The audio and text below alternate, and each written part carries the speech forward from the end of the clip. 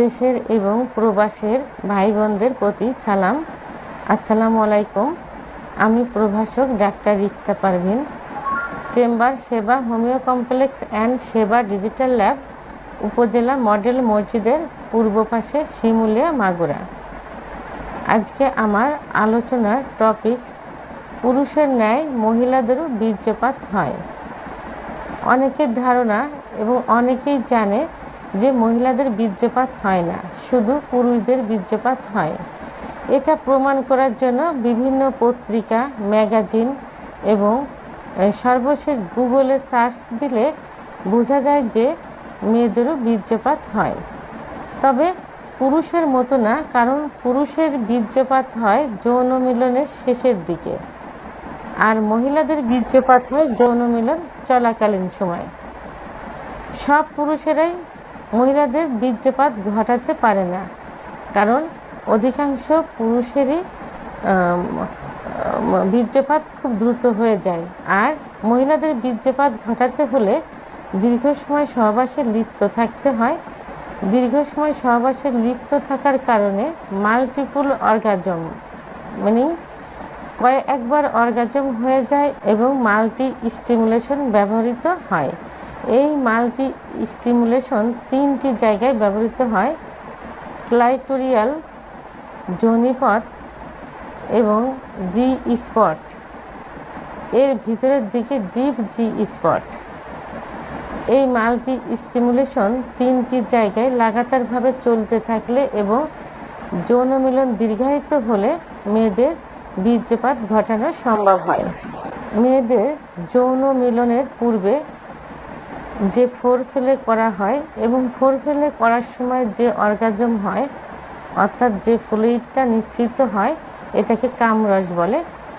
এই কামরসের কারণে জায়গাটা পিচ্ছিল হয় এবং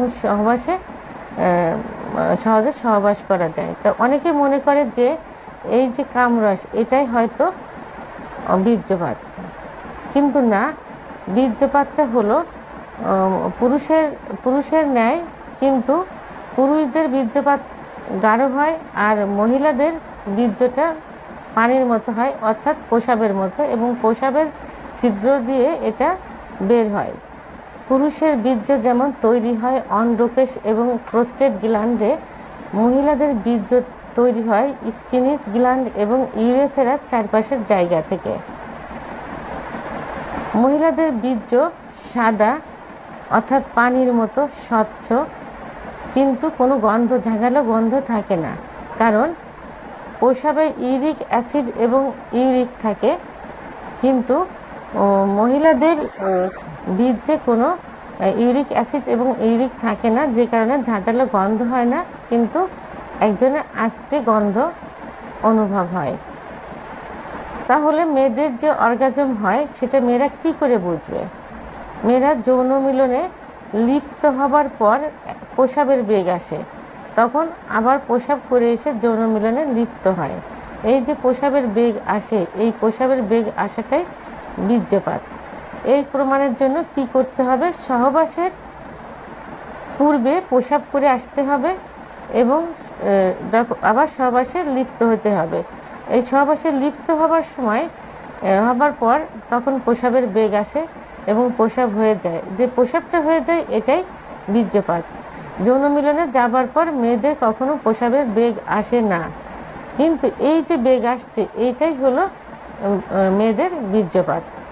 অর্গাজমে মেয়েরা যে সুখ পায়, তার থেকে বেশি সুখ পায় বীর্যপাতে, এবং বীর্যপাত হলে মেয়েদের শরীরের জীবনী শক্তিটা ফিরে আসে, স্বাস্থ্য ভালো হয়ে যায়, চেহারা সুন্দর হয়ে যায়, লাবণ্যতা ফিরে আসে, সবসময় একটা হাসি খুশি ভাব থাকে।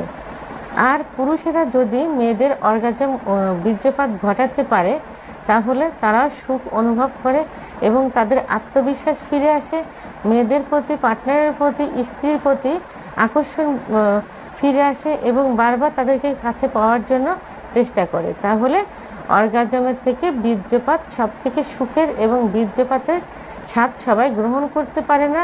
যেসব পুরুষেরা দীর্ঘ সময় সহবাসে লিপ্ত থাকতে পারে, তারাই শুধু সহবাসের স্বাদ নিজেও গ্রহণ করতে পারে এবং স্ত্রীকেও স্বাদ দিতে পারে।